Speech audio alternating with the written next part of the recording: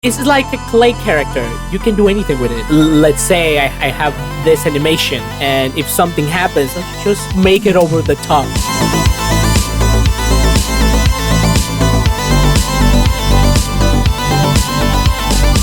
That's important. It needs timing, because if you do it a lot, then it gets annoying. So how do you find the balance between funny and annoying?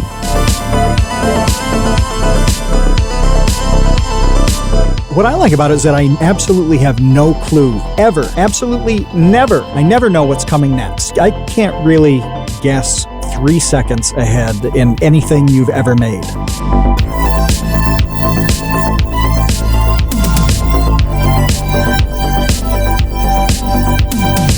That was my first time getting a team and working on a project. It was messy. So, Senor Pelo, what is your first song? No, fam, no. I don't have a first song. Hell no. I know I come from fucking DeviantArt, but hell no.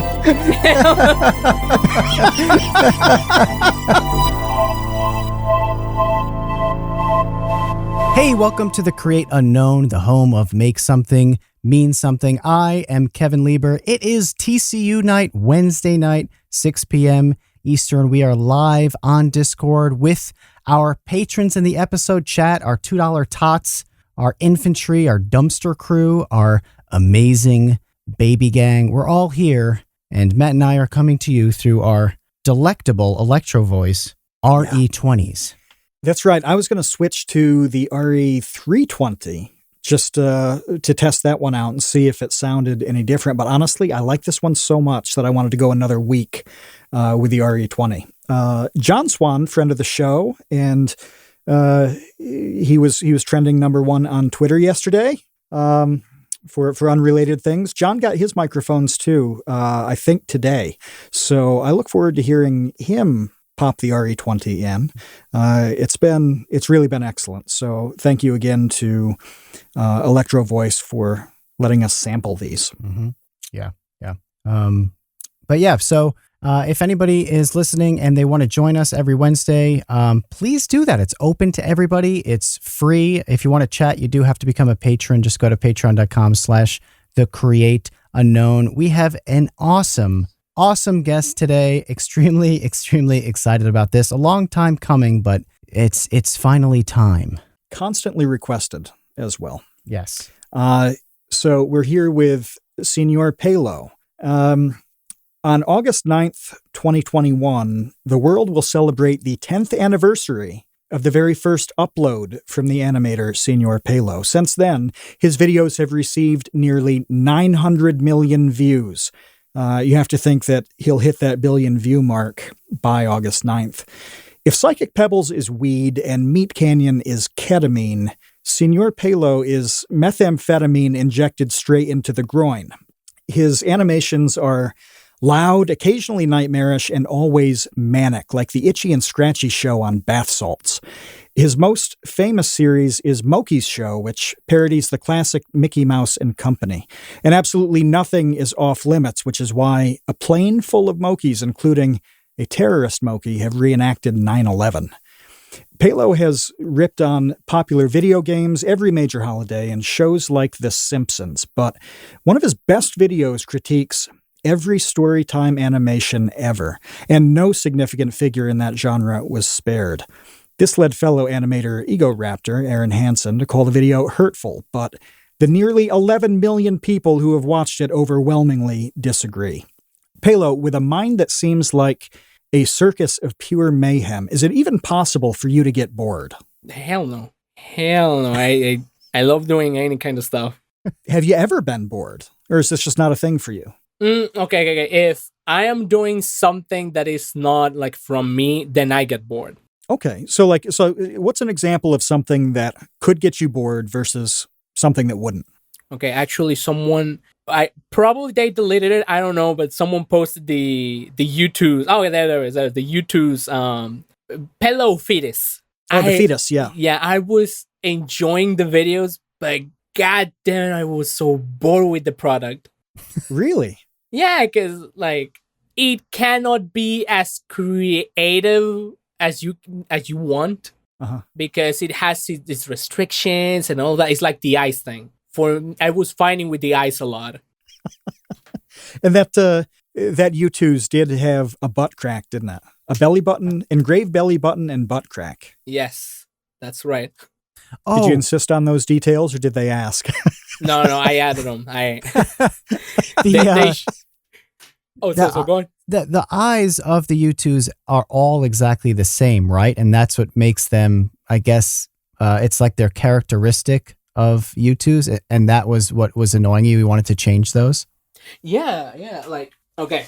So imagine this. You have all the characters on like all the characters, all the YouTubers, whatever, and all of them have the eyes on their eyes, on their head, on their eyes, of course. They have it on the head, like it's not. They don't have volume.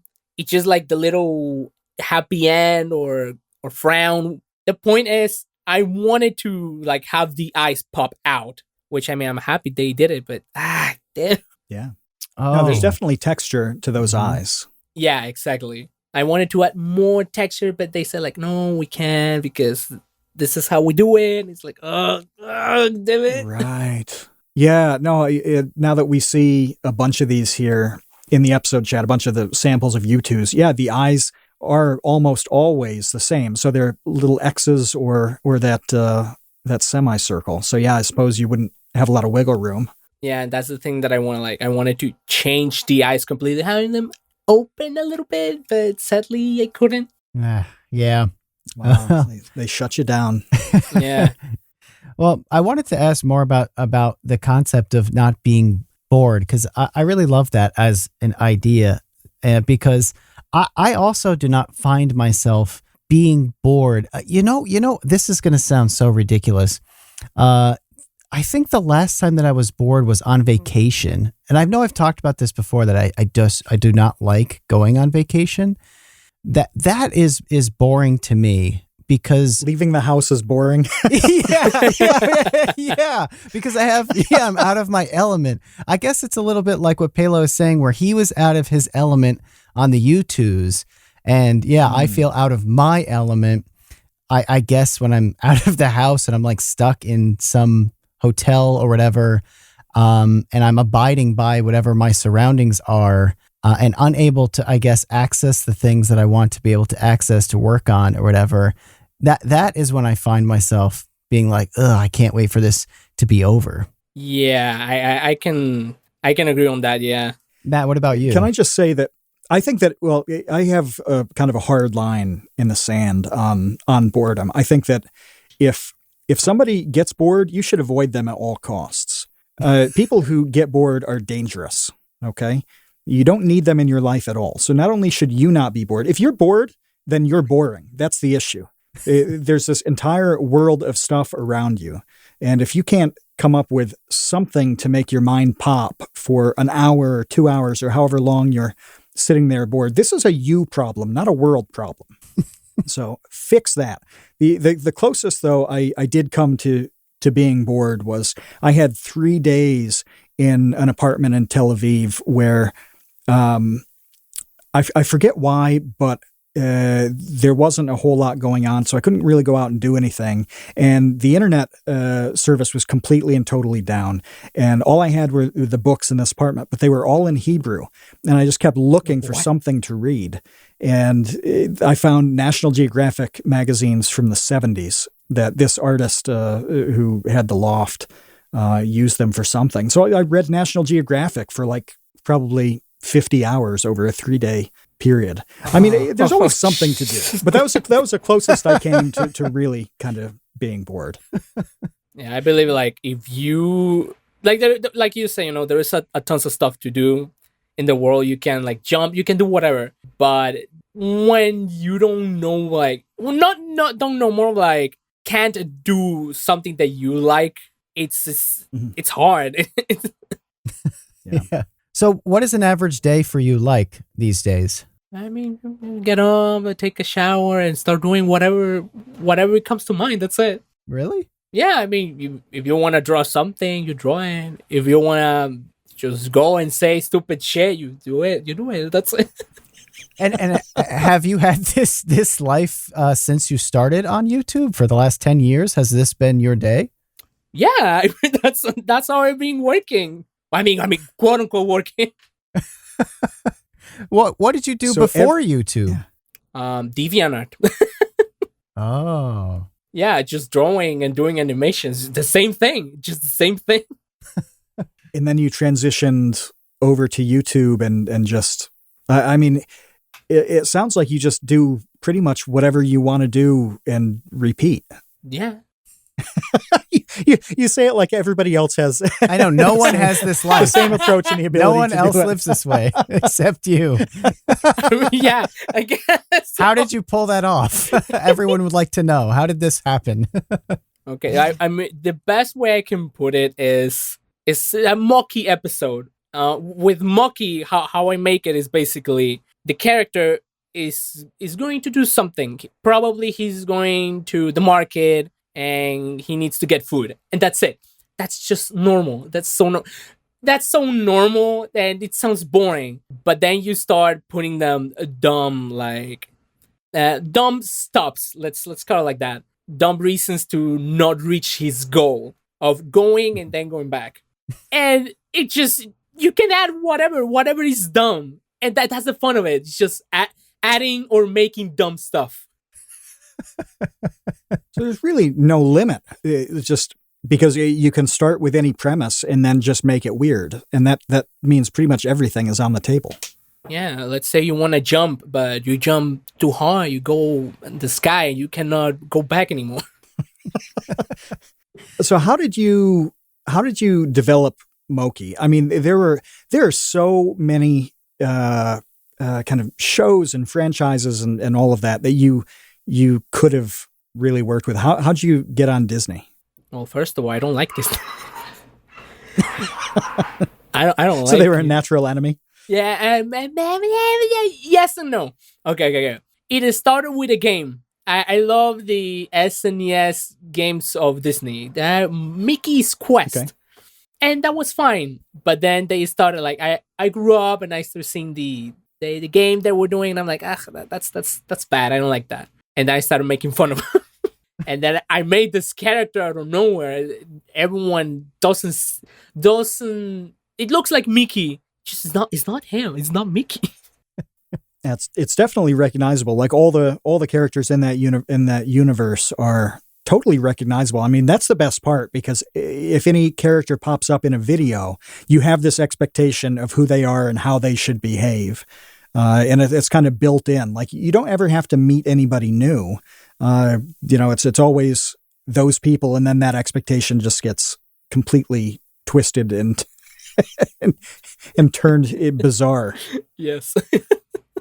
Where did you get the idea to make everything so over the top, high energy, where it's just constant, like, face changes and screaming and like all of a sudden there are big teeth, and then the next second, it's just like the most ADD thing I think I've ever seen in my life. And I love it for that, because you can't look away. Once you start watching your cartoons, it's not even just one cartoon. Like I just sat there today and I must have watched 15 of them, because there is this like trance that you go into watching them. It's bizarre, man. It's bizarre. You get sucked in, and all of a sudden you're just kind of like in this world of nonstop like input into your ears and your eyes.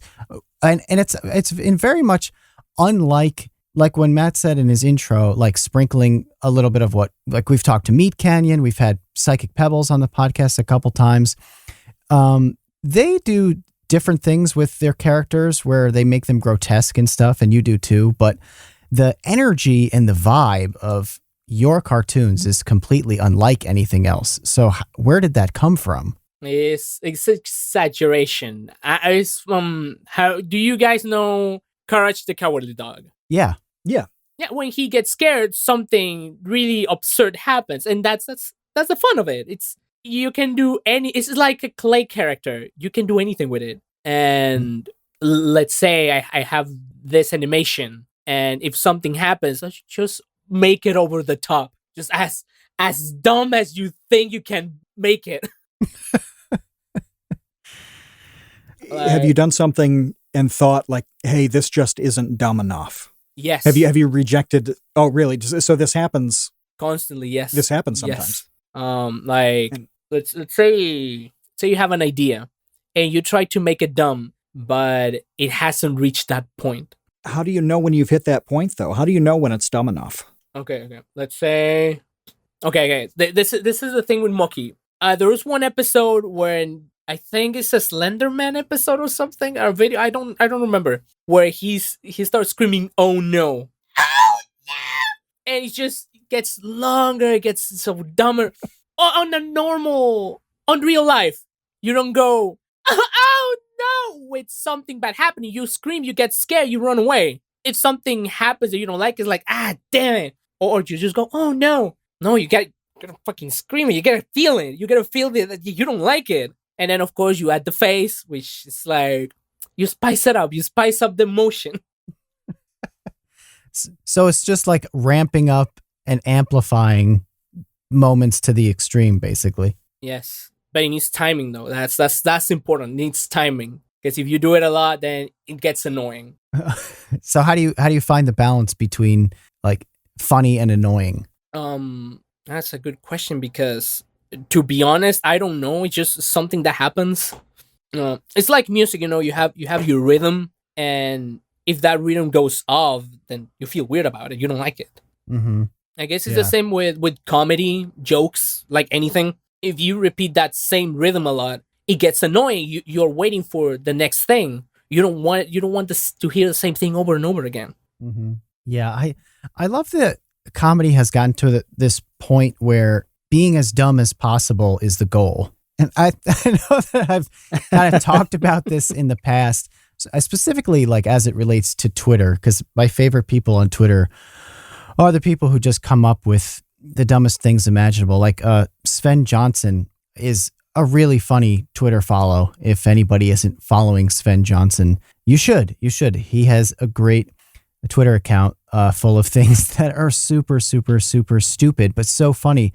Why do you guys think that has been the evolution of comedy to the point where, yeah, this like smooth brain comedy is what's funny, is what's funny to us at this point? Like, because let me tell you, it was not like that growing up. Like growing up, no, comedy was really structured. It was very, very, very structured. Whether it was like stand-up comedy and you just had like your setup and your premise set up and punchline, or sitcoms. God, sitcoms were so formulaic. The sitcoms could have been written by an algorithm because they had exact, like, for instance, I think you have to have 3 jokes per page on a sitcom script. So next time anybody's watching any sitcom, notice how no moment goes without a joke. It's like every 3 sentences or something, a joke happens, because there's just that rule that, I don't know, I Love Lucy invented. That you needed 3 jokes per page. But it's swung in this completely opposite direction now, where it's so much less about being formulaic and structured and fitting within a box, where it's not smart at all. The intelligence and the wit comes from the stupidity, which is a really weird thing to think about. Now a crazy scream is funny. Like a well-timed, insane scream can make a video awesome. Yeah. Actually, now that you bring up Twitter, there's an account that has this absurd videos on the internet. I think it's called 21st Century or Jokes or something like that. The videos are absurd as hell. Just sounds. They bring a video from a Vine and they add another sound that doesn't make sense. It's like that joke that where's that joke? Damn it! It's about a spoon. It's about a big spoon. Damn it! I don't remember. So the jokes, their videos that are mashups of like are they like kind of like YouTube poops? Yeah, it's dumb comedy, and I think I think it has evolved because how the other comedy just it has gotten bad. Like for example, you bring sitcoms. We cannot compare, let's say, The Big Bang Theory with Golden Girls Mm-hmm. because The Big Bang Theory, like, it has references, and sometimes you're not going to understand. And with the Golden Girls, they have reference too, but they have their jokes too. Oh yeah. Yeah. The 80s sitcoms hold up really well because the joke writing is so tight. Like you could watch Cheers and like I guarantee anybody listening to this podcast could pull up Cheers and laugh at that show right now. It's still really funny because the joke writing is so tight. But at the same time, I think your cartoons are hysterical as well. And even though there's such different forms of humor. The funny parts in your videos are constant, though. Like they're a machine gun of absurd things to look at and to hear. And I mean, you talk about timing. How many points in a video? Let's say a normal one is going to be about 3 minutes long for you. How many times do you have points where timing is a thing, though? Because it seems like it would be almost constant. Like when there's constant little points where timing matters. Like when does it? How do you break it apart when there's so many so close together? I was talking about like how jokes work because it's all about the timing. You cannot deliver the joke too fast, and you cannot deliver like way long. Hell no, that doesn't work. People get bored, or people get like, oh, whoa, that's it. That's a joke. Whoa, you gotta let them think a little bit, and then you give it to them. And is that just something that you feel? Like you feel, okay, this is the moment where, you know, I'm going to smash Minnie Mouse over the head with a broken bottle? Yeah. It's like I said with the music, it has its timing. I cannot explain it how. Probably, let's say, if I do some experiment with seconds and count, depending on the joke, how much do I take, then that will probably be the answer. But right now it's like, well, just do it. Mm-hmm.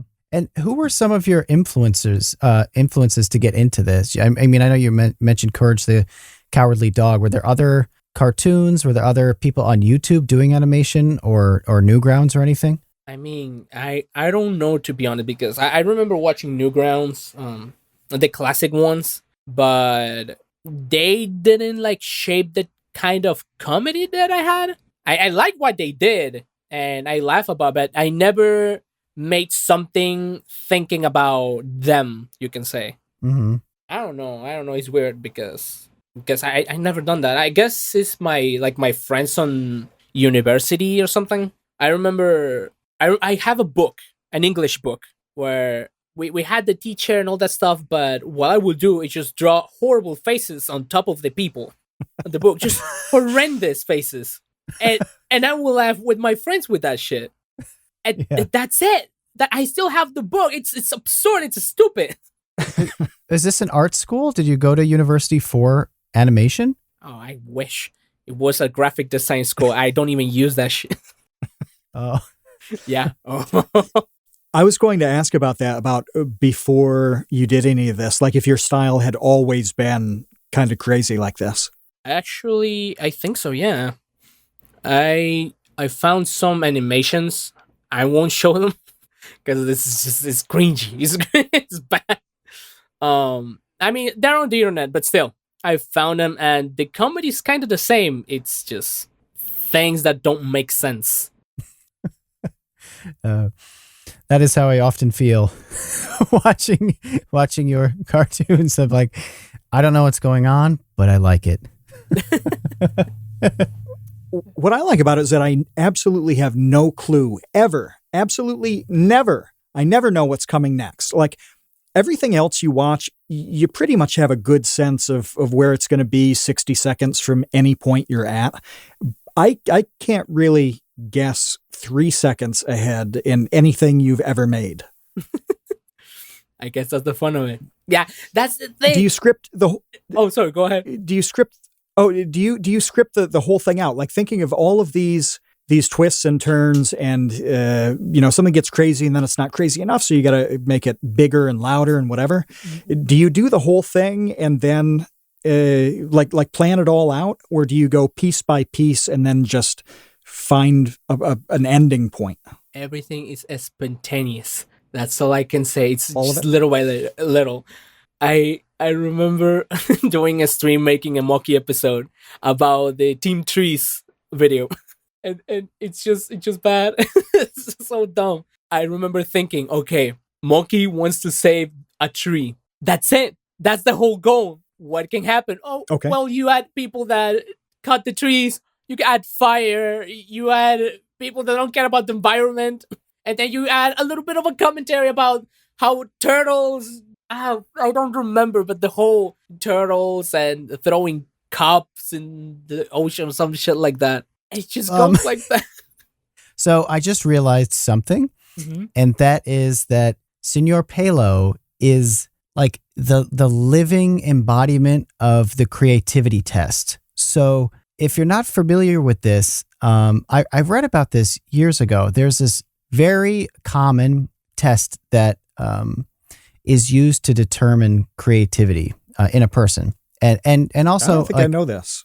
Oh, okay. There are a few of them, and I can't remember. I can only remember one of them.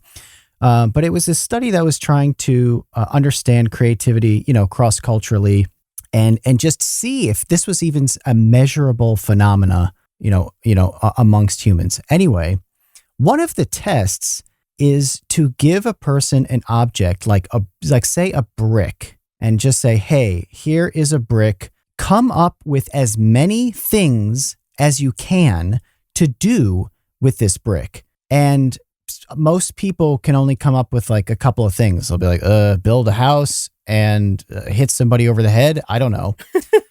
But people like Pelo will blast off like 100 things that, the brick can be an airplane. It can be a boat. It can be, a giant cigar for a wall. Yeah. It could be... Oh yeah. Yeah, listen, he's like, yes, this is how my brain works. And this is how they determine, one of the ways that psychologists will determine what's considered like high C creativity or creative people. And Pelo's creative process of making these animations is essentially an exercise in, hey, here's Mokey and a tree. Now what? Then you just go. Yes, exactly. It's like, okay, you said the whole brick thing. Oh, use it to hit someone. Well, you can use the brick or a bunch of bricks to make a bigger brick to hit that person. That's how it works. It's just anything goes. That's how it is. It's anything goes. This is really cool. So Tom, who is always quick with the links in the episode chat, has put a couple in. One is the Torrance tests of creative thinking. Another one is the alternative uses test. And this is what Kevin has described. There's a brick in the image for it. And let's see, there are 4 subcategories. Fluency, the number of alternative uses you can think of. Originality, how unusual those uses are. Flexibility, the range of ideas in different domains and categories. And elaboration, the level of detail and development of the idea. When you think about videos like the Pelo animations here, they all really seem to play with all 4 of those categories. Like, this is really a neat kind of scientific way to look at something that seems insane. Never seen it that way. Yeah. That as soon as you were talking about your process, that's why I thought of this test. So I'm like, okay, you are basically playing that game over and over again through the form of animation. And one thing that we haven't talked about yet is Spooky Month, which is not it's not really a parody. It's not, making fun of The Simpsons or Mickey Mouse or Donald Duck, or JoJo's Bizarre Adventure, which I enjoyed. I enjoyed your JoJo's Bizarre Adventure video very much. I have watched JoJo, even though you haven't. Listen. I watched it a little bit. Oh my God, they talk a lot. It's the same as Dragon Ball. They just talk a lot. I'm like, well, can you fight, please? They fight eventually.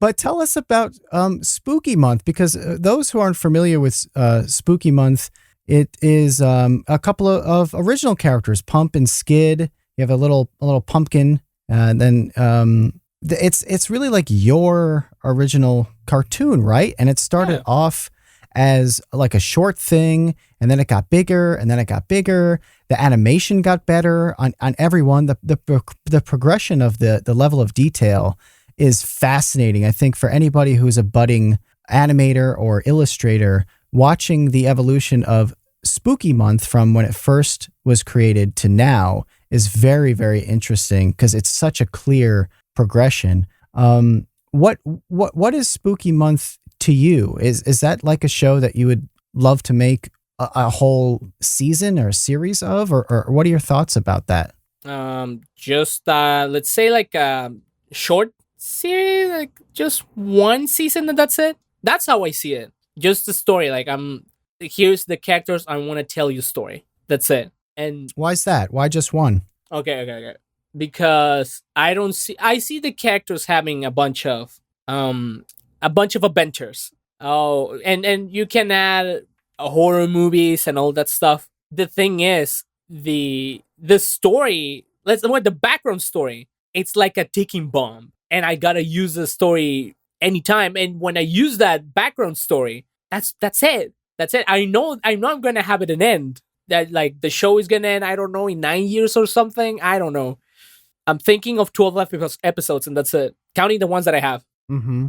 But that you feel like you just have one story to tell, and and then once that's done, then the show's done, basically. Yeah. I don't want to make like a cartoon that it takes seasons, it takes a lot of episodes. No, I just want to tell a story of two kids that enjoy Halloween. Yeah, whether it's June or July or December 25th, it's always Spooky Month.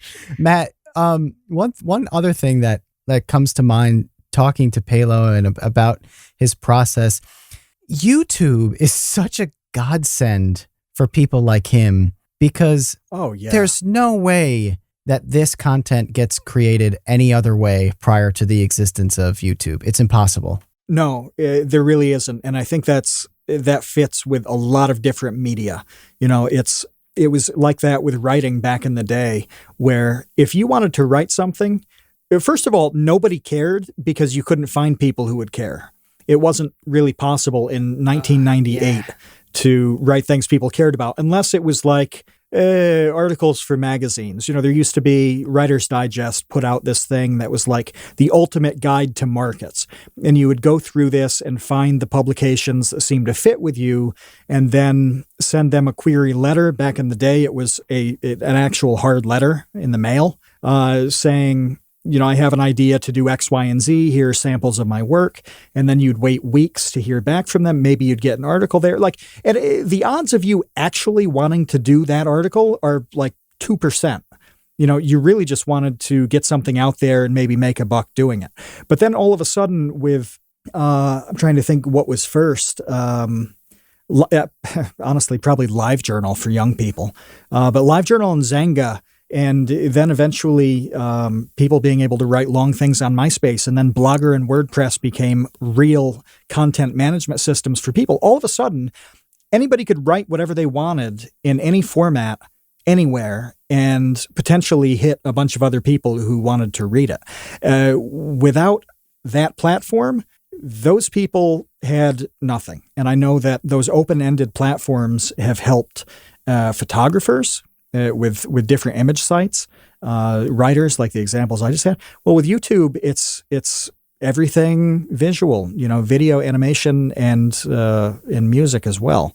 I don't know, Pelo, you probably wind up in an institution if you were born 20 years before you were. Oh my God.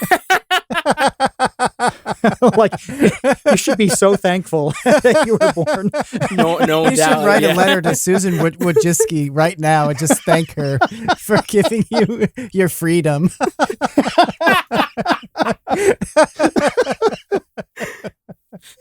Thank you, ma'am. But I was thinking earlier today, for some reason, Harvey Pekar popped into my head. We talked about him when we talked to Rusty Cage, I think.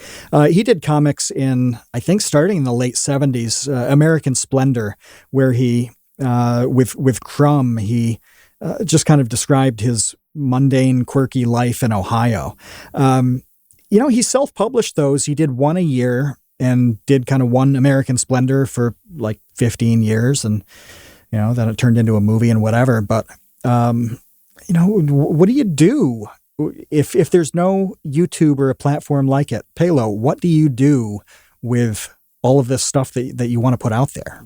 You share it in any way means, like, let's say YouTube doesn't exist. Well, you have Newgrounds, you have the Vivo or Vive, I don't remember the other side that is like YouTube but bad. You have a bunch of sites. Oh yeah, Vimeo, yeah, there we go. You have a bunch of sites that can share your work. I started with DeviantArt. I can keep doing it with whatever site. Like, for example, with Spooky Month, it has different endings on YouTube and on Newgrounds. The Newground ones have the real ending, and on YouTube they don't have it, because on YouTube originally, when you watch something scary or something that wasn't scary, they throw you a screamer. It's basically on YouTube's culture. But besides that, the point is just share it. That's it. Yeah, but I'm wondering what if there is no internet at all? Exactly. Like, let's say it's like nuclear fallout. It is. We are in the end times. What are you doing? Scrawling really crazy shit on like caves with charcoal? Like, how do you? Hell yeah. How do you think Da Vinci got popular, or how people know his?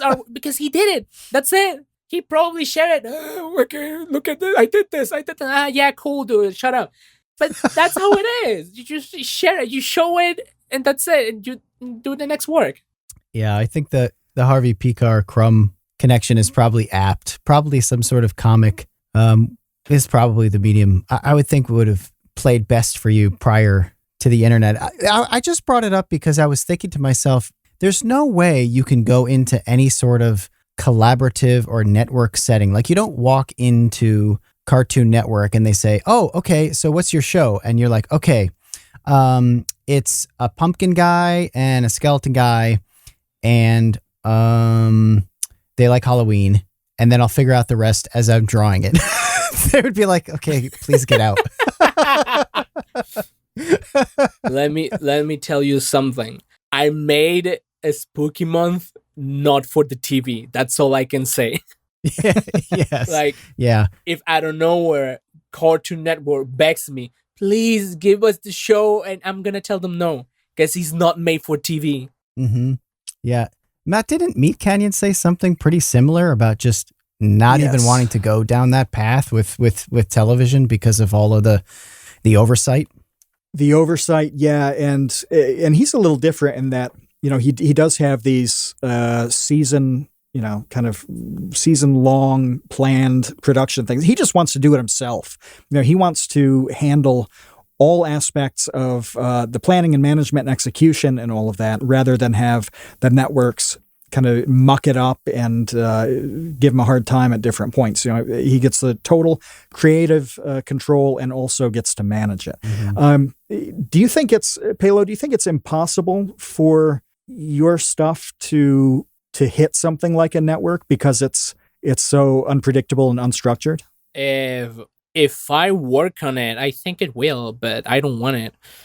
Like you guys say that Mid Canyon said, they are gonna manage it. They're gonna say, "Oh, you can do this because this is bad. Oh, you can do that because it doesn't make sense." And mm-hmm. That's boring. It's like, well, how about you do it? I don't want to fucking do this shit. Yeah, but I think at some point, and maybe I'm wrong, that those places like Netflix and Hulu or whatever, I know that they'll never give up creative control because that's their job and they need to redline things and whatever, give notes. But let me tell you, the animation on those platforms, that the original animations, are all the same, and they're so boring. Like, I am personally not at all a fan of them. They all look the same. They all look like Rick and Morty clones or worse. Like, there's nothing visually compelling or interesting about them. And the joke writing is all the same kind of sitcom-y joke writing that has existed on television for like 70 years at this point. Don't you think at some point that they would want to try something fresh? I mean, dude, your animations get 10, 15, 20, 30 million views. It's not like a small amount of people are interested in this style. Wait, what do you mean? Because I mean, here's the thing with the views. Like, I really don't care. Like, oh yeah, look at this video that got a bunch of views. I just really don't care. I care if the people that watch it liked it, and if they say, oh, this is actually good, it made me laugh, or they say, well, this is a bad one, I don't like this one. Yeah, But those numbers, though, are evidence of mass appeal. Exactly. Like, yeah, I guess. You don't get nearly 1 billion views if there are like 500 weirdos watching your stuff and liking it. Well, like, a significant number of people are into this style. Well, okay, here's the catch. It's not the same people on the TV than on the internet. Right. Because, like, you on the internet, you have like adults that are built by the old comedy, and on the internet you have like whatever person watches you. It can be an old person, it can be a new person, it can be a young person, anything. It can be anyone in this world, and at least they can try something new or something they have never seen. Mm-hmm. Yeah. I just know that those shows are very, very expensive. The ones that are on Netflix, they pay like, Hollywood stars to do all the voiceover and to executive produce it. And I just know they could probably, fill half of a dump truck of money up to your house and say, hey, go wild. And we won't bother you until the thing's done. If I'm an executive, and I never, I guess, will be, probably for a million reasons, one of them being that this is what I would do, that's what I would do. I'd go to you and I'd go to Meat Canyon and I'd be like, hey, here is my dump truck of money. I will go away now.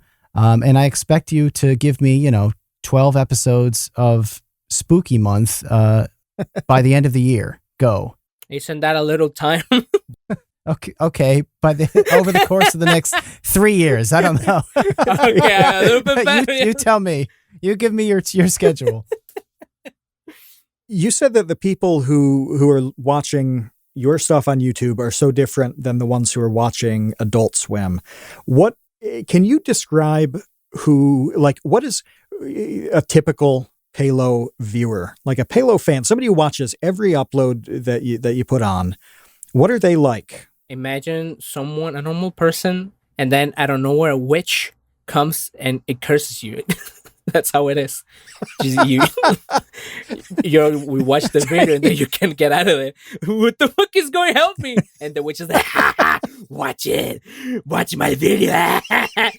That's how it is. That makes sense. Yeah, so it's a curse. I think we just accidentally did one of those alternative use tests. Yeah, exactly. Everything is like that.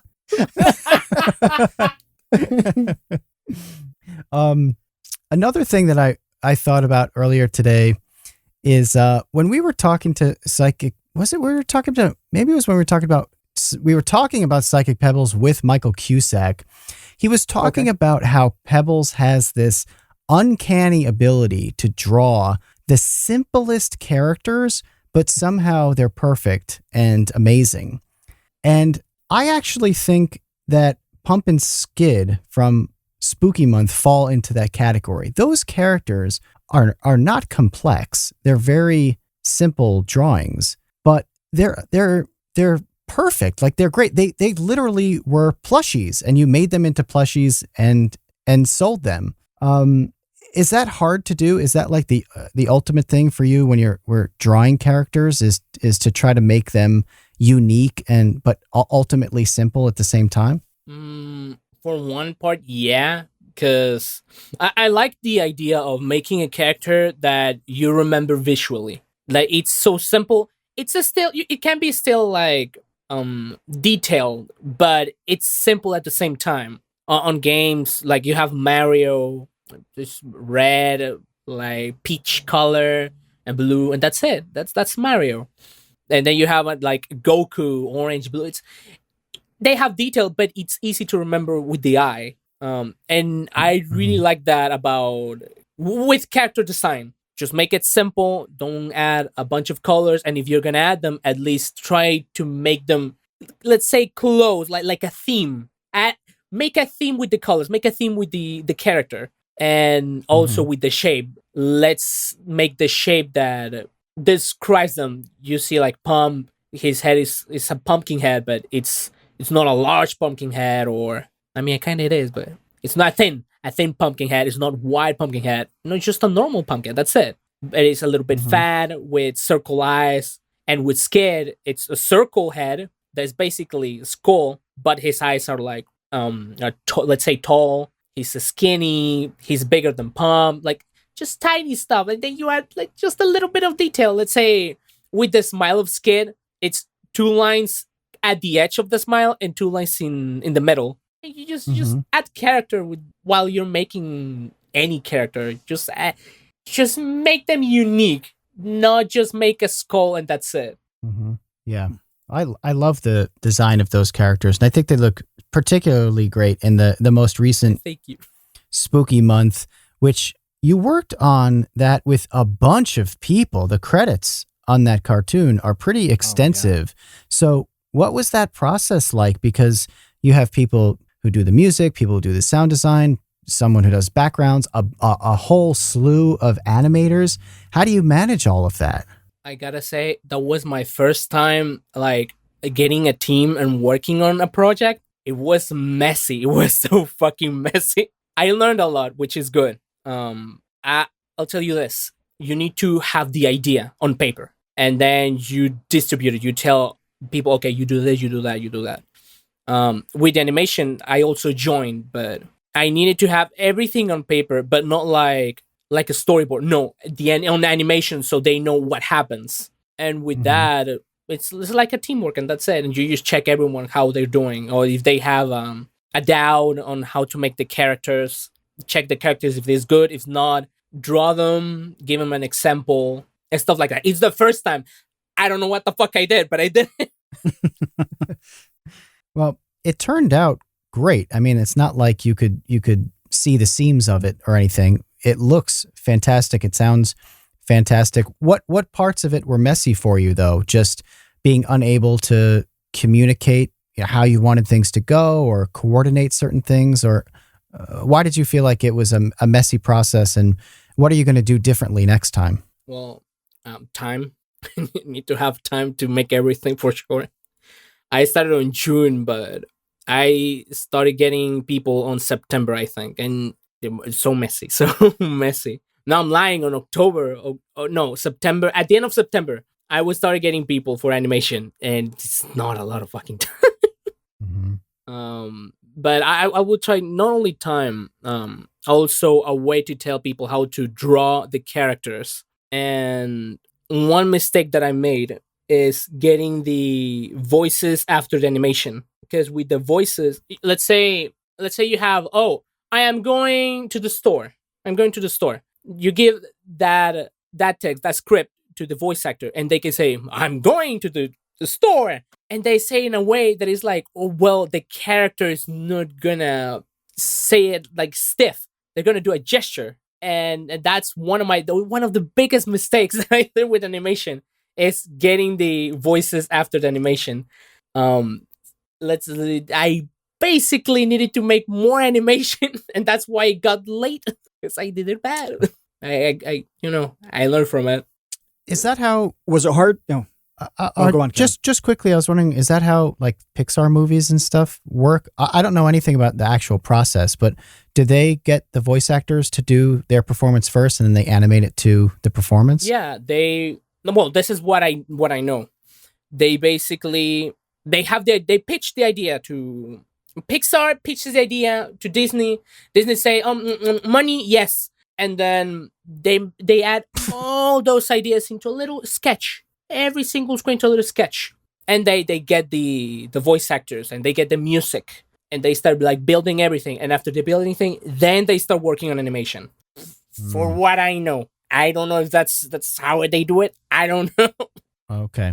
Is it hard for you to communicate your style to to anybody you're working with? Like how easily do they absorb all of those elements that you need to have it be your thing? Because we've talked to a lot of people about kind of about how they scale, and sometimes it's an informational content creator. Like we talked to Drew Dernill about how he kind of trained people to edit for him. Like, even though that was just editing informational stuff, it still had to be in his style.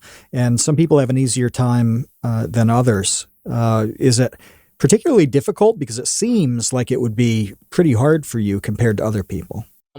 Well, because this is the first time that I've done something like this, though. I've never done it. But did it go well? Yeah. I mean, yeah. Let's say yes, but I could have done it better. Yeah. What would you do differently the second time around? Having a way to tell the animators how to draw the characters or how they behave. Because if you watch the animation, some of them are slightly different. And a lot of them, I told them, hey, that's not how you draw it. You draw it like this, or change this hand for simplicity. Oh, there's 4 fingers there. No. And right. Yeah, that's how it is. Basically telling them how to do everything, or giving them the idea so they can go with it.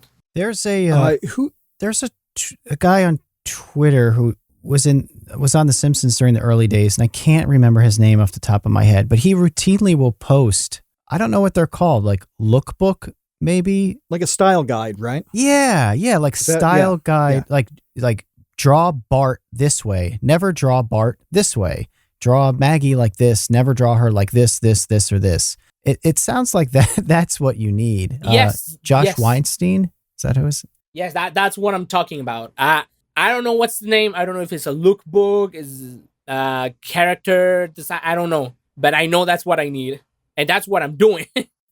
Kevin, there's a Vsauce 2 element to this that kind of jumped into my head here. I seem to remember you talking about neoteny and the features, like the baby-like features of characters. Didn't that come from a Disney style guide? Oh, yeah. It was Mickey Mouse. It was Mokey. So yeah. Was it Stephen Jay Gould? That name is coming to mind for some reason, that wrote a paper about neoteny and used that evolution of Mickey, how Mickey through the years from his inception to I think that style guide was made in like the 50s or something, he got more baby-like features. This is in a video. Yes. This is in a video called "The Invention of Pets," because it actually has to do with how we've bred dogs over the years to look more like babies, to look more like puppies. Wait, what? Whoa, Jesus, what? yeah, that's true. That's true. There are a lot of dog breeds that we have. I like pugs are a great example. Like pugs, we've bred to have these like gigantic eyeballs, and a really short snout. So they look like weird little babies. They look like little puppies forever, right? With the super exaggerated features of babies. Yeah. Stephen Jay Gould, I was right. Wow, I actually remembered something. that was a good call. Yeah. It's a really good call. Stephen J. Wright wrote that thing. Yeah. Mickey Sheds Light on Human Behavior, published in 1979. So anybody who's listening on audio, if you're looking to check out, it's fascinating to look at, because you can see how like Steamboat Willie era Mickey Mouse was not very cute, for lack of a better word. And then over the years just kind of like got cuter and cuter as his eyes got bigger. And, right. I don't recall the other elements. Maybe ears got bigger and snout got smaller. But yeah, the head became a larger percentage of the body. So here's a little passage from this New York Times write-up in 79. Eye size increased from 27 to 42% of head length. Head length from 42 to 48% of body size. The change to the baby-like cranium was even more pronounced. So this is really dissecting the evolution, evolution of Mickey Mouse, turning him into this kind of lovable baby.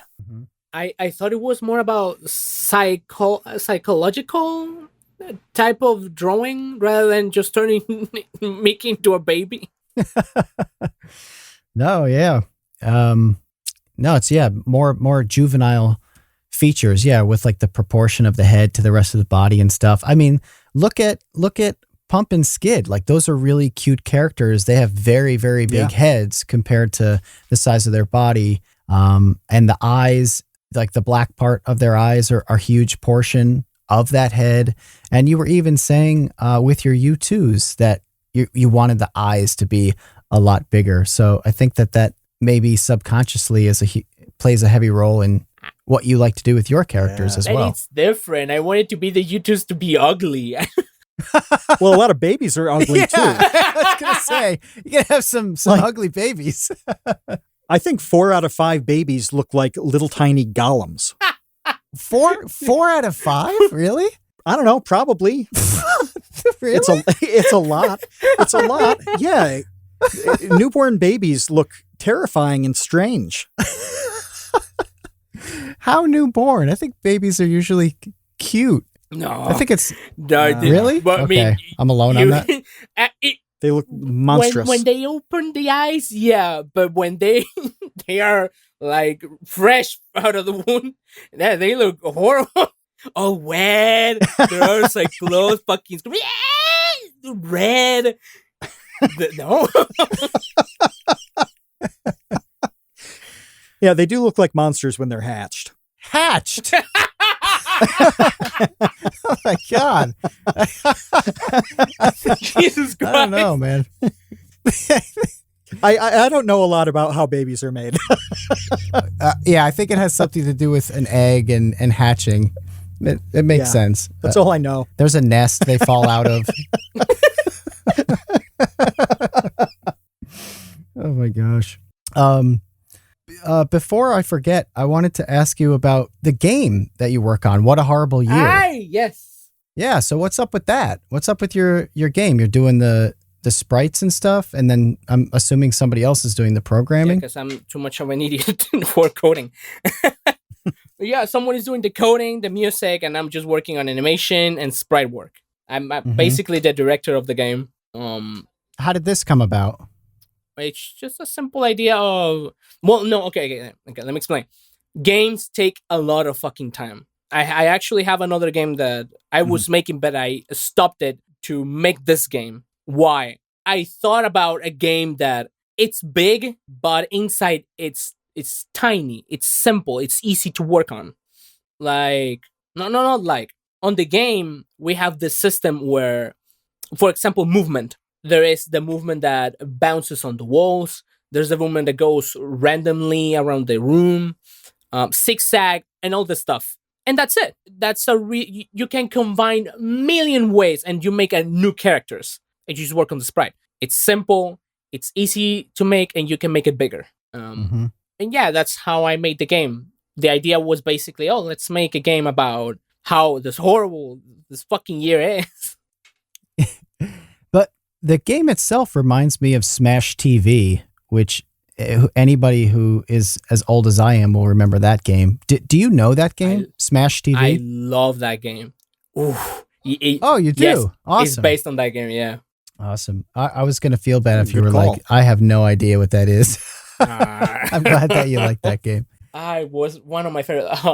Well, what's the catchphrase? There. What's the catchphrase of the game? Good luck. You'll need it. Yeah, it's a hard game. But it's so good though. I mean, it has this little thingies, but I like it. It's a really good game. Yeah. The graphics were so awesome at the time too. I remember, and it was very violent for that time as well when it came out. Yeah. There weren't a lot of games that were kind of that over the top. I don't know, violent, like Commando style. It had that weird sense of humor as well. That kind of like tongue-in-cheek RoboCop-esque sense of humor. Yeah, and the whole prices thing. Big market, big prices. Oh, there it is. Yeah. What's your plan then for What a Horrible Year? Because you have a demo out with what, 2 levels? 3 levels. 3 levels. Okay, so the idea is finishing the game and probably in the future adding more stuff to it. that is not related to the year or to a year. I didn't call it like 2020 because people are gonna forget 2020 in like 5 years or months. Yeah. Like after the coronavirus is done, they're gonna forget about it. So I want to make a year that this whole shit is gonna happen again. Every single 20 years or who knows, we're gonna have fires on anywhere in the world. We're gonna have war. We're gonna have famine or some infection virus shit. This shit's gonna happen all the time. Pretty much every year is terrible. Yeah. I mean, you think about it, like it's loaded with terrible things. So I think you've set up a game that has like perpetual DLC as every shit year passes. No. if something new happens, I'm not gonna do that shit. Probably. I don't think so. But how many more levels are you going to do? Like, when is the game done? Well, we don't know when. Right now, the coder is being, like, it's so fucking busy. And I've been lazy playing games because I'm resting from the last year. But we hope not in August. And if we do, well, it's okay. The point is finishing the game. Mm-hmm. Yeah. And well, we have like a little problem right now, which is nothing happened on November and December. Nothing happened. And boy, I suppose they were pretty quiet months. I'm just adding my something funny or flavorful to the game, like chaotic, to make the game like, oh my god, no, damn. But the rest of it, it's pretty much quote unquote everything that happened on the year. Mm-hmm. And then, are you gonna put it on Steam, or how can people get it? What's the goal? For now, itch.io, if we can, on Steam. I don't know if we can do it on Steam. Yeah, I don't know. Steam is really weird. I heard that they don't accept people's first game or something like that, but there is really like shovelware on Steam. A lot of shovelware. So I really don't know. I'll try though. So where do people release their first games then? Is this one of those situations where it's like you need 3 years experience to get the job, but you need to get the job before you can get 3 years experience? I don't know. I've heard this. I take this as a grain of salt because I heard this. I don't know. I really don't know. Okay. Yeah, I mean, people can release their games from wherever. There's itch.io. There's GameStop. No, it's not GameStop. It's another site. It's another site with games. Newgrounds and more and more and more. Mm-hmm. GOG. Oh yeah. Yeah. Mm-hmm. The Epic Store. Game Jolt. There we go. Yes. Thank you, Monsieur. Thank you. Game Jolt. Yeah. Wow. But yeah, I hope we can finish it like early if we can. If not, then it's fine. How's the response been to it so far? It has its little problems, but it's been good. Like it's been really, really good. I'm happy with that. Some people didn't understood like what was going on, not on the game, more like the theme of the months. Mm-hmm. Which I mean, that's fine. It's not necessary to know what happened last year, but it's still good. I don't know what happened yesterday. It's hard to remember. Probably some situation in Texas. Oh, that's right. That's right. One thing that Matt and I were fascinated by when we were talking about you and your channel earlier today is the fact that you label your videos, the usage rights as Creative Commons. And then you have this blurb in your description allowing people to remix your videos, but not re-upload and monetize them. Can you talk a little bit about that? Because I've never seen anybody else label their videos as the usage rights as Creative Commons and then have like a kind of disclaimer like you do. So where did you get that idea and like how has that played out for you? Okay. With Creative, the CC, it's the internet. People are gonna if your content is successful, people are gonna use it for a remix, for adding them on their videos. So hell yeah, go ahead and use it. I want you to see. I want to see my content being used or someone reacting to it. That's amazing. My problem is when people are trying to, let's say, to feed themselves with my content or others' content. It's like, What's the necessity of re-uploading it? You're not supporting the other person by uploading it with you, because people are gonna think you're uploading it, not the other person, the creator. There is a really big problem with this with Nico video, whatever the name is, where there is really good videos over there, and a lot of people grab them, upload them to YouTube, and no one knows who the creator is. Oh. Yeah, I've never heard of this. What is this website? Nico video. Let me check. I think it's Nico video. Okay. And people are uploading to there, and then other people are stealing, they're ripping those videos and then sticking them on YouTube and making money off of it? Some of them, yeah. Other people, no. Like, right now, I don't mind the whole uploading thing unless... Oh, it's Japanese. Yeah, it's Japanese. Well, that's... NicoVideo.jp. Yeah. Is that it? Yeah. Okay. I haven't heard of this. You can ignore with Nico. It happens on YouTube, where people just re-upload other people's videos. And I understand some... Oh, fuck. On Facebook happens. They grab videos from YouTube and they upload it on Facebook. And I've seen a lot of people monetizing them. And, it's upsetting. It's upsetting that they are not making something for themselves. They're just stealing people's money or forget about the money. They're just feeding themselves with other people's content.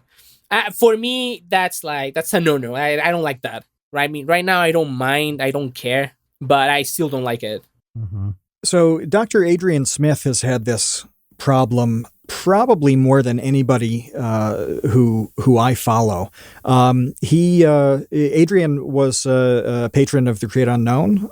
If you follow him on Twitter, it's at Dr. Adrian Smith. He has these incredibly high frame rate videos of insect behavior. So these, I can't think what it is that jumps, but they breed like around garbage or whatever.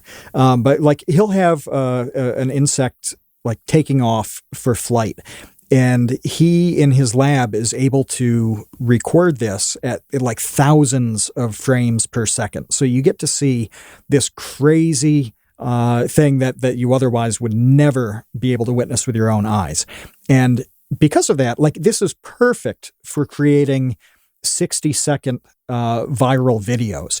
And the amount his stuff has been ripped off, put on Facebook pages, put on Twitter accounts, it's shocking. And he posts about this all the time. And, he's a professor at North Carolina State.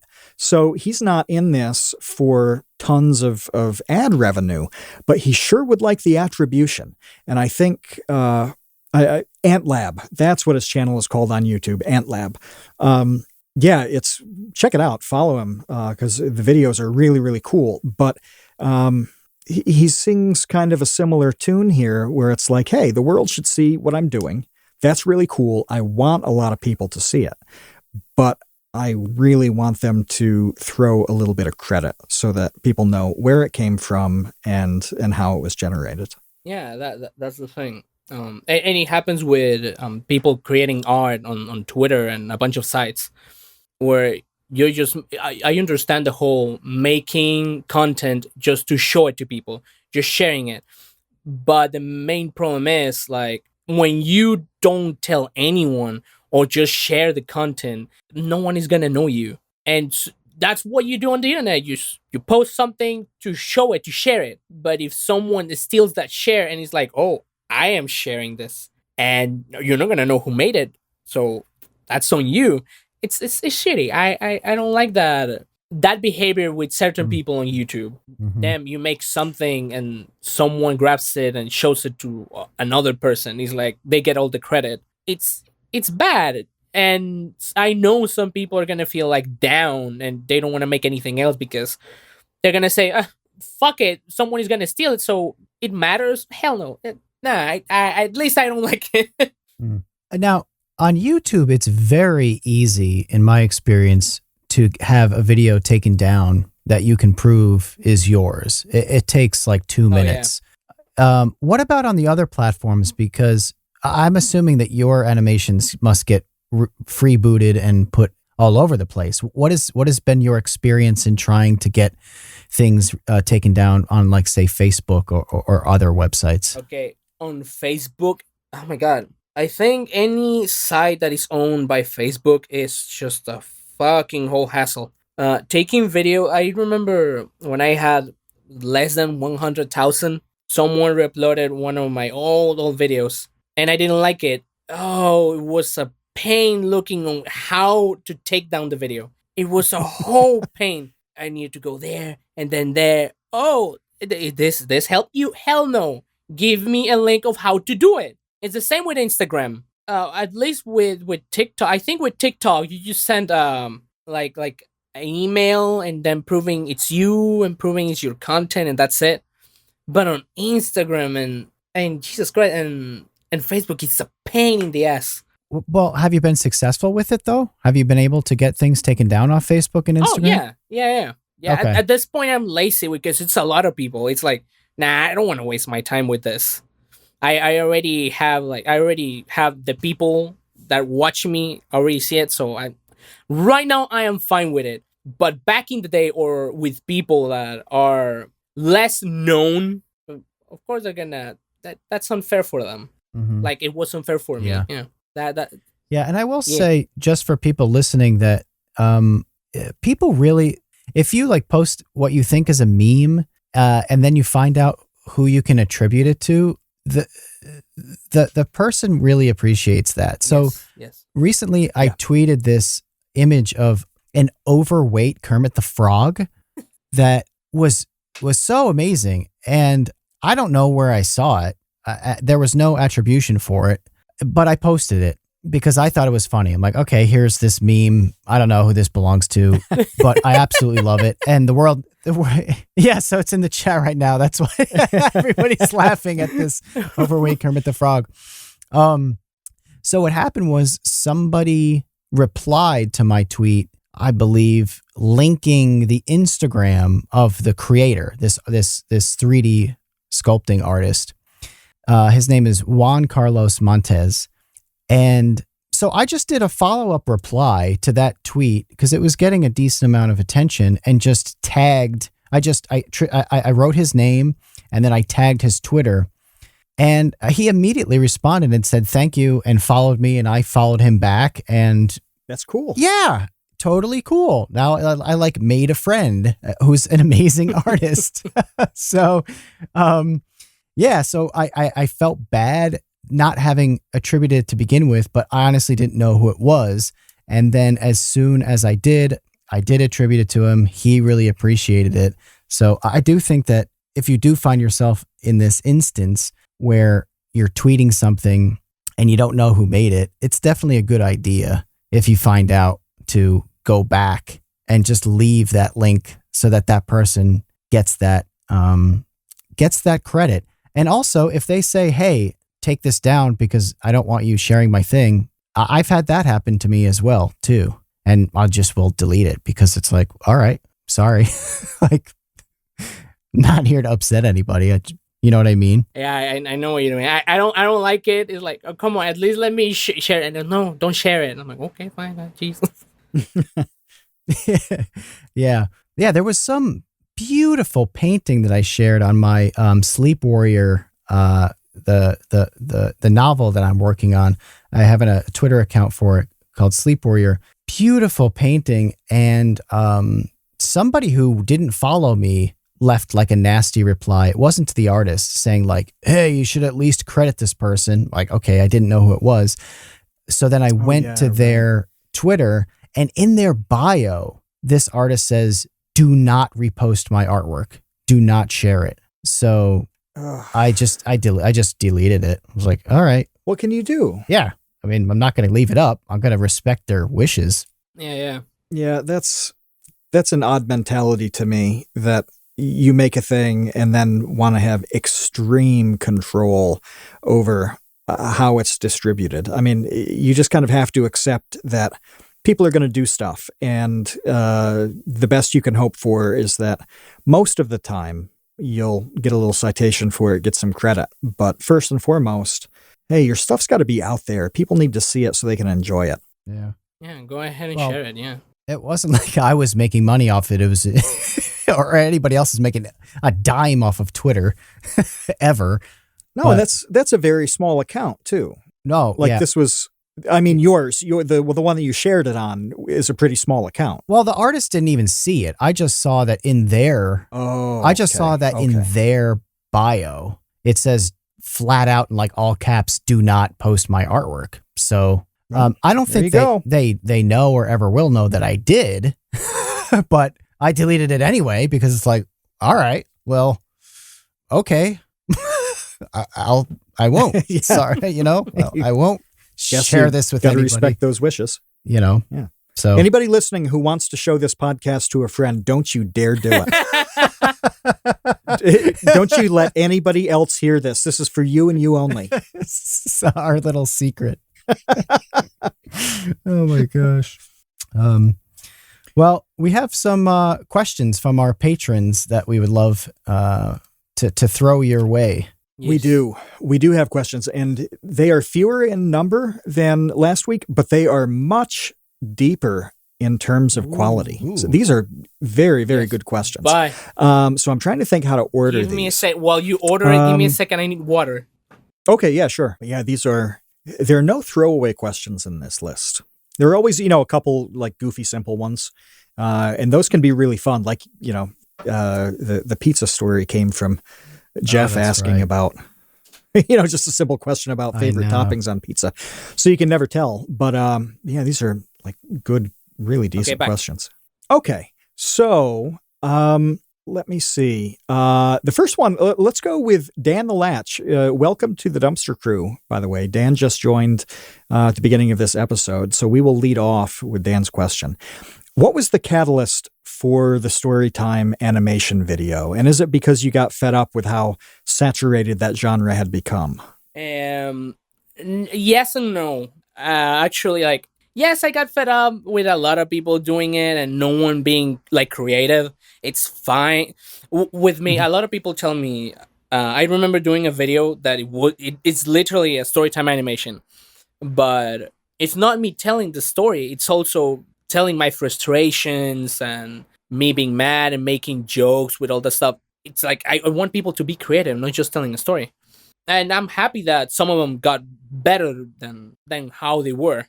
They improved. But yeah, I was fed up with that. And also, I didn't like how a lot of people were joining just because the views and the popularity. I saw it through and I hated it. I hate that so much. Come on, do something that you actually like. Don't just go and get a piece of the pie, because at the end of the day, yeah, you get it, but then what else? It did seem like it was kind of a guaranteed views on a video for a while there. And you're right, a lot of people jumped on that bandwagon. So with the with the pushback that the Ego Raptor had on that, how did that really turn out? Let me make it short. Okay. Let me make it short. Okay. Yes, he made his comment, and then I contacted him, DM, telling him, "Hey, but you can contact me. It's fine. It's not necessary to put it on public." The thing happened. Blah blah blah. I can say that, quote unquote, things are good. I really don't know, because that whole shit was weird and annoying. For me, it was annoying. Everything was annoying because I made the video as a joke, and I understand some people didn't like it, but I threw to everyone. I don't like throwing to one side. No, if you're gonna make a joke for yourself, for them, and for everyone. That's how jokes work. And you spread around, it was kind of like a roast of the genre. And so, I mean, you're going to hit a whole bunch of people doing not only that, it's also a roast on the critics, a roast on the viewers. It was on everyone. For me, that whole thing that happened was just dumb. It didn't deserve that amount of views. I see it as someone could get help with something important, but a lot of people rather bitch. Yeah, and his argument did seem to come off as no one can make fun of anything ever, and that I totally That sucks. disagree with That that. I sucks, totally man. disagree with that. If he thinks like that, that's fine. That's fine with him. That's fine with his life and all that stuff. But if you don't like someone, you just get rid of them, block them, don't follow them, and that's it. Yeah, it is that easy. There's another question about this video. This is from Tom Videoger. With the every storytime animation ever, how long did the research, just for the people involved for that animation, how long did that take on that segment alone? Not 5 months. The animation took 5 months, but the research probably 2 months while making it, and probably a new character being added. Yeah, that's it. Because it's not only the research, it's also making the joke and studying how they animate their characters. Because it's not only making fun of, at least try to do it right. Yeah, I can see that that would be incredibly time consuming to get all those pieces and then assemble them perfectly. Yeah. There are two technical questions here that there's probably so much to it. I almost brought it up earlier in the episode, but 11Z's asked whether you've had any difficulty recording audio because of how kind of loud and kind of off the charts some of the voice lines are. I'll say yeah. Sometimes, like let's say I scream, and the volume of the microphone is like really high. You cannot hear anything, or you hear a sound like it's annoying. It's annoying for the ears. So sometimes I gotta, let's say, level it. I play with the volume and all that stuff, so it reaches that perfect spot, which is loud, but it's not annoying. Do you do that on the computer end, or do you do things in the physical environment to reduce them? I do it with the box, and if I don't like a scream, or a certain sound, I re-record it or play with the volume or effects or something. Because watching some of the videos, like they're clean. Like all of these screeches and screams come out cleanly. And I thought, how does this happen? Because the levels here have to be, blowing off the monitor. Yeah, that. I don't know how I do it. APM, who is an outstanding animator and now VTuber. Check out Traveler Marquez that just debuted the other day. It's very cool. I'm fascinated by this entire VTube phenomenon. But APM asks if you've ever accidentally broken anything while doing these sound effects. No, probably like hurting my hand while fucking hitting the table. But besides that, no. Actually, I've been dropping a lot of cups, glass. I've dropped a lot of stuff because I gotta hit the table good. I gotta give it emotion. But besides that, no, everything's good. And everything's always good with like vocal cords and all of that. So like this sounds like a weird question, but like I think of if anybody knows the band Cinderella, they're kind of a hair metal band from the 80s. The lead singer, Tom, I forget his last name. He has Tom a Cinderella. really raspy. yes, that's exactly it, Kevin. No, he just has like a kind of raspy, high-pitched singing voice.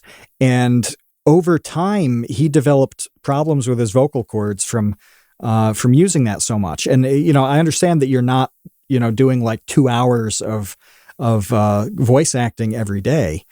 But I like, even when we do a long podcast, sometimes the next day, my throat's a little dry, whatever. Tom Kiefer, that's right. Thank you. Does this ever pop up for you? Yeah, like when I scream constantly without like helping my throat, taking water or something, it hurts for like 1 or 2 weeks. Probably one ulcer or something. Yeah. What? With Mokey, if I do it constantly, it hurts. It hurts a lot. But So you sacrifice for the art. sometimes, yeah. But I gotta rest. I rest a lot my voice while recording for Mokey. I rest a lot, and I try to be. There is a point. Okay, every time I scream, I don't go ah. I go ah like you can hear on the screams this, It's like guttural. Yeah. and that hurts the throat. So I try to not scream a lot, more like, okay, let's read all the script for now, and then in 3 days I can read the rest. Okay, so you have to break it up. And sometimes I don't break it up because it's funny. Yeah, like these questions popped up, and I'm like, these are very real questions about the tech side of this, and also the health side. Someone has asked me that actually. There are things that you might want to look into though too, such as like maybe using a humidifier. I already have that. Don't worry about it. Oh, really? Oh man. I bought this like 100 pack of lemonade mixes, and like, 'cause I drink like four 32-ounce things a day of like some juice stuff that I mixed up. Well, the first day that I got it was a day that we were recording. This was about a month ago, and I drank those all day because I'm like, oh, this is really good. It was like that classic lemon juice in the throat thing that you used to see on old TV shows. Like they would ruin somebody's singing act by giving them, lemon juice or something.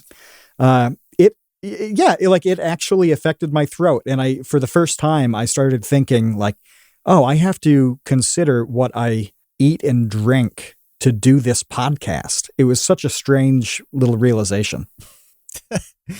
That is weird. I just remember some story. I don't know where I came across this. It had to do with one of those like divas vocal health routines before she would perform.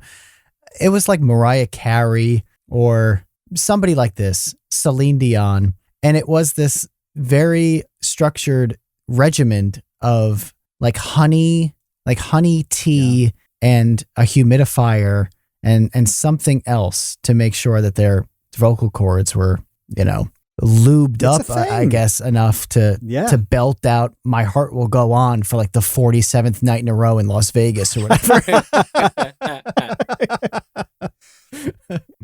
Sheep asks if we can get Mariah Carey on the podcast. I'll tell you what, Sheep, will try. Yeah, okay. We'll try.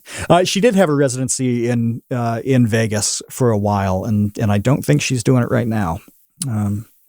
So yeah, maybe she's into podcasts. We'll find out. Well, this is the last question we've got for you. Before I think Kevin's got one of his own. This is from the Grinning Reaper, and it's really kind of the culmination of so many of the things that we've talked about. What keeps you inspired and happy to keep making these animations? Ooh, okay. Damn. I'll say two things. Mostly music. I always listen to like video game music or just instrumental, something that doesn't have vocals. Why? Let's say you have a boss music. You can interpret that as in any way possible. You can think of an helicopter, you can think of a dinosaur, anything. With vocals, it's telling you what's happening, it's telling you how to feel. And at least I don't like that. Unless you don't understand the vocals, like some German, Russian or something. And the other one is just thinking about stupid shit. Oh, look, the ball is bouncing. Oh, it would be funny if the ball is heavy or some dumb stuff. Is it my turn? Is it my turn to ask our final question? It is your turn, Kevin. All right. Now, it's possible, coming from your background in DeviantArt, that you have thought about this a lot, or maybe this even exists. But here we go. Here we go. This will be the final question, and then we will bid adieu. So, Signor Pelo, what is your fursona? No, fam, no. I don't have a fursona. Hell no. I know I come from fucking DeviantArt, but hell no. A Sonic Sona? Probably yes, but hell no fursona. No. I want that reaction as my ringtone. So every time somebody calls me, it's just no.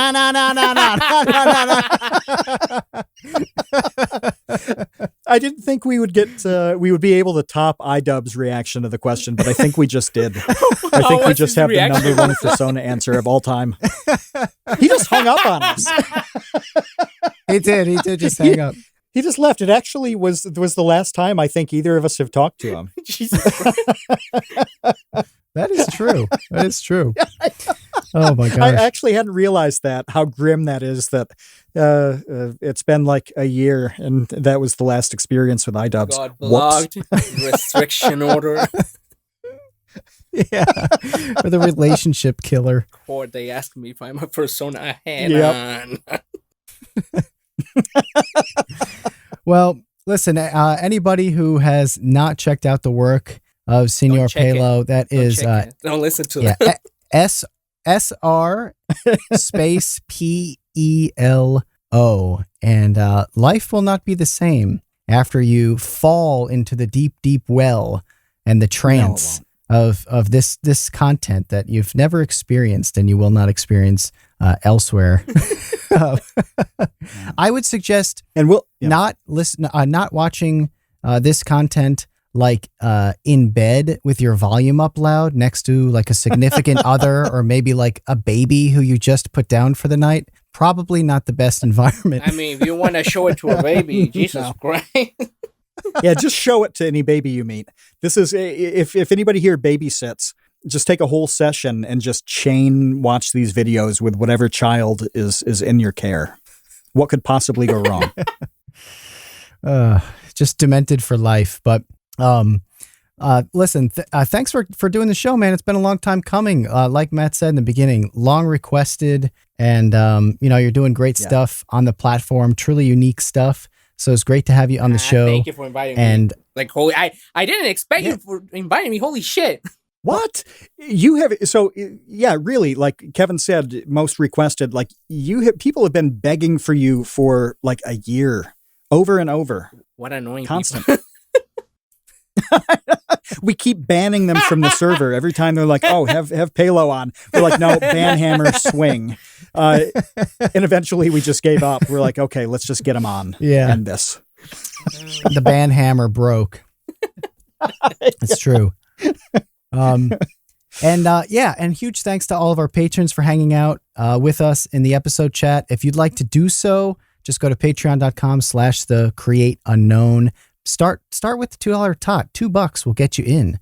That's it. $2. Yep. You can't even get a sandwich for that. And this is a lot more nourishment over the course of the month, every Wednesday, hanging out with us, than eating some Subway sandwich where the bread's not even bread. It's like cake or something, and gym mats, and the meat's not really meat. No, the tuna is not tuna. That was the thing that came out recently. It was like Subway tuna fish, right. not tuna fish. It's like, all right, I don't even want to know what it actually is. Just scrape the bottom of the ocean floor. Well, thanks to all the new people who just joined up to listen to this episode too. Thank you for lurking and creeping. It's always awesome. Stick around in the server. And Kevin, who do we have next week?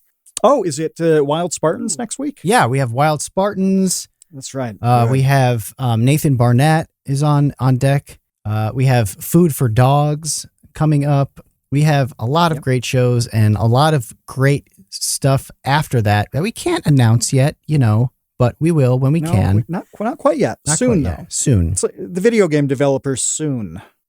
Right. That's when the new features are coming. Very soon. Soon. Yes, exactly.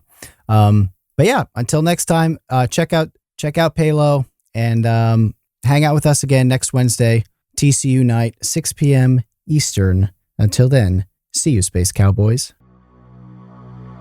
Thanks for listening to The Create Unknown. We'd like to extend a huge thank you and congratulations to the Tots and Dumpster crew who save tiny little lives every month. A tremendous shout out to our elite baby gang: Trevstead, Boromir, Bot Dogs, Chinchilla, Isaac, Conrad, James, Jeff Davis, Patrick Pister, Baseweight, and Dojangles. And thank you to our grizzled, battle-hardened child infantry: Jen Meffisanti, Kevin Menard, Mikhail Steinke, Risebread, Sean Malone, Monahim, Ryan Kinder, Sheep, and Maruko. Thank you as well to our producer and editor Ben Webster, and to our media manager Dan Yosua. The Create Unknown is an Unknown Media production.